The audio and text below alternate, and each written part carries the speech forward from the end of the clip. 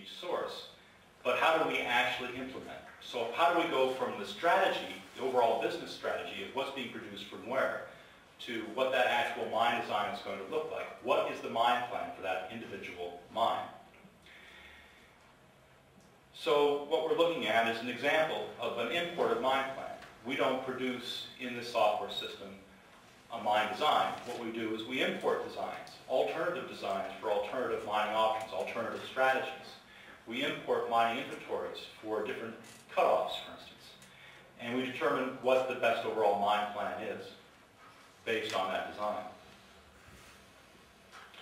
So for instance, now we're looking at a bench in the pit, and we have defined the different attributes for the materials that are going to be in those benches. We've defined what a low-grade cutoff is going to be, what a high-grade cutoff is going to be, and what is waste.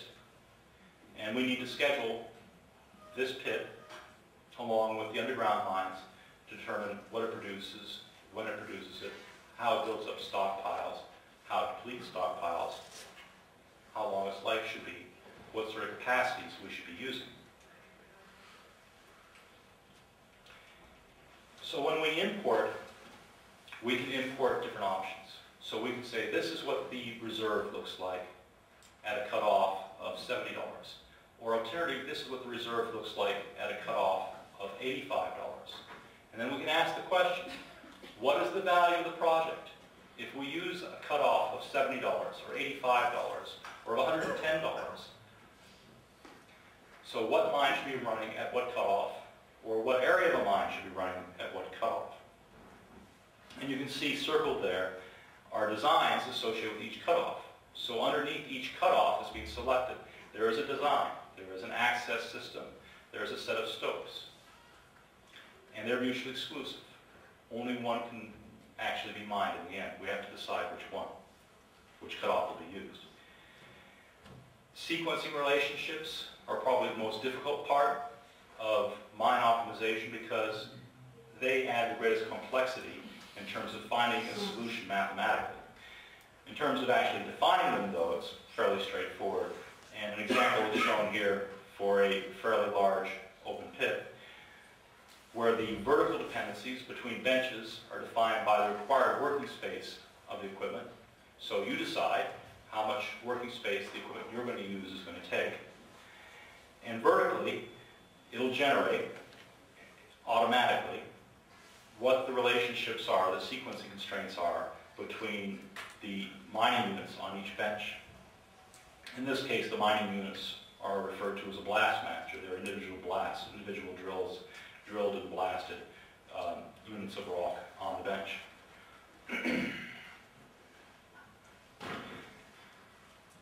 Many of the constraints are implemented in an automated fashion, such as the sequencing constraints, by generating a network based on the delineation of how material flows from the mine to the stockpiles, to the dumps, to the concentrator.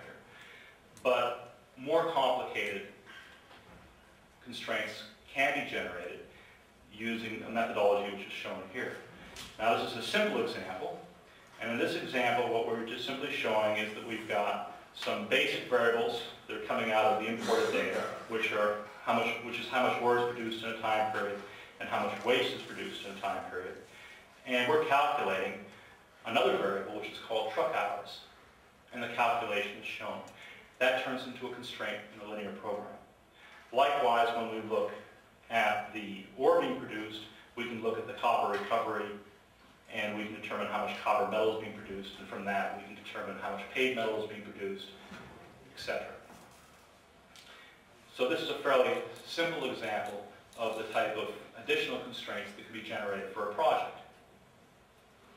But much more complicated relationships are possible, as is shown here, where you're including calculations of not just simply how much paid copper there is, but how much paid silver and how much paid gold, where you're calculating freight costs based on wet concentrate tons, where you're calculating penalties for uranium, penalties for fluorine production in the concentrates, etc., etc., etc. So you can actually build a fairly comprehensive financial model depending upon what your actual needs are, depending upon what the project is, what the objective function is, and how that objective function is derived.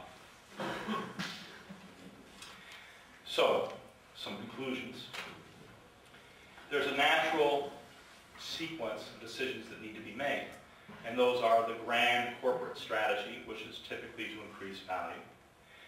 And then the strategic decisions which were associated with a specific project. Then the tactical decisions which implement the strategic decisions. And finally, an operational plan which is based upon your tactical targets. At each level of decision making, the decisions that were made previously at a higher level become the targets or constraints for the next level of planning.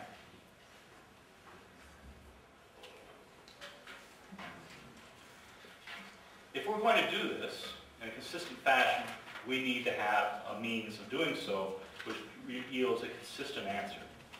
And that requires a methodology such as exact optimization, which is provided by the linear program. The conventional analyses that have been used in the past do not use this methodology. And so many decisions have to be made in such an ad hoc fashion, it's very questionable whether it's possible using normal option analysis to achieve an optimal strategy. And this is why this product is based upon linear mixed integer programming. So what I presented today is an example of such a platform with the graphical user interface that allows you to start at fairly high levels, decide what an overall optimal strategy might be for a business complex consisting of potentially multiple mines, multiple concentrators, and multiple final products to decide what products should be produced and when and from where. And then bring this all the way back down to tactical schedules for the individual mining operations. And this time, with the help of Rodrigo, I'll answer any questions you might have. Thank you.